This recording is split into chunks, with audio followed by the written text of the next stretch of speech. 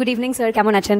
Good evening, ভালোই আছি। আজকে আমাদের কাছে আপনার জন্য কিছু কোয়েশ্চেন্স আছে যেগুলো আমরা আপনাকে জিজ্ঞেস করব, তো শুরু করি। একদম একদম, আমি খুব এক্সাইটেড। ল্যাপটপে অবশেষে ইউপিএসসি ট্যাবটা বন্ধ করতে কেমন লাগছে? স্বস্তি নাকি উইথড্রল সিনড্রোম? Mixed feelings. যখন পরপর অ্যাটেম্প চলতে থাকে তখন যখন মনে হয় যে শেষ হয়ে আসছে, তখন মনে হয় যে ঠিক আছে উইথড্রল, বাট কখনো কখনো আবার মনে হয় যে না, আই এম মিসিং ইট। তাই এখনও মাঝে মাঝে ট্যাবটা খুলে নিউজ পেপার, কারেন্ট অ্যাফেয়ার্স এগুলো দেখা হচ্ছে। UPSC is a habit. Moving on, যদি আপনার ইউপিএসসি জার্নিটা একটা সিনেমার নাম দিয়ে ডেসক্রাইব করা হতো, তো আপনি কি নাম দিতেন? UPSC and life lessons.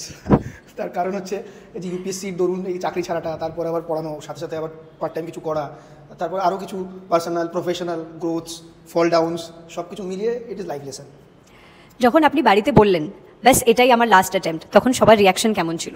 বাড়িতে সবাই জানতো এটা লাস্ট অ্যাটেম্প্ট, কারণ age wise attempt is over, মানে টোটাল ওভারঅল অ্যাটেম্প্ট শেষ হয়নি, বয়স শেষ হয়ে গেছে। তো বাড়ির লোক জানতো যে এটাই লাস্ট অ্যাটেম্প্ট, তো সব ঠিকঠাকই।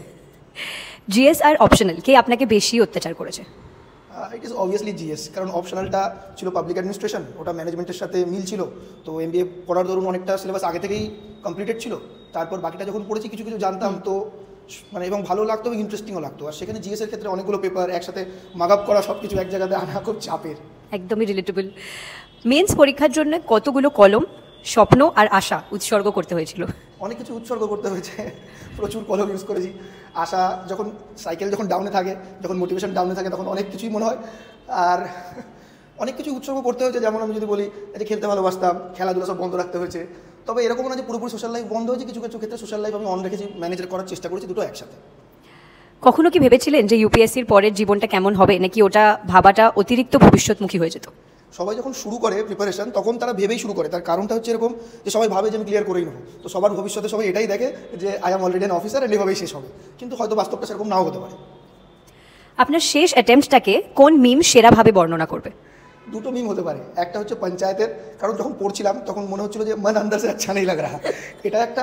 আর একটা হতে পারে যখন পড়তে পড়তে মাথা যন্ত্রণা করছিল, আর এক কাপ চায় হয়ে যায় এসা টাইপ। মানে পঞ্চায়েতের মিমগুলো বেশ ভালো রিলেটেবল। ইউপিএসসি আর এডুক্র্যাট আপনাকে এমন কি শিখিয়েছে যেটা অন্য কোথাও থেকে আপনি শেখেননি?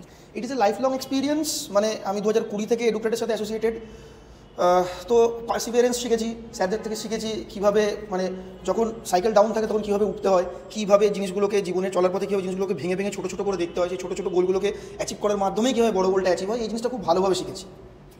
আপনার গোটা ইউপিএসসি জার্নিতে এডুক্র্যাট আইএস একাডেমি কতটা প্রভাব ফেলেছে বলে আপনার মনে হয়? পুরোটাই তো ইউপিএসসির পুরো জার্নিটা তো এডুক্রেটে শুরু করেছি এখান থেকে। মানে ওই এনসিআরটি থেকে পড়া চালু করে, থেকে অপশনাল থেকে চালু করে সব কিছু এডুক্রেট ছাড়া আমি কিছুই নয় একদম। তো পুরোটাই এডুক্রেট জার্নিটা। Thank you sir, all the best. Welcome.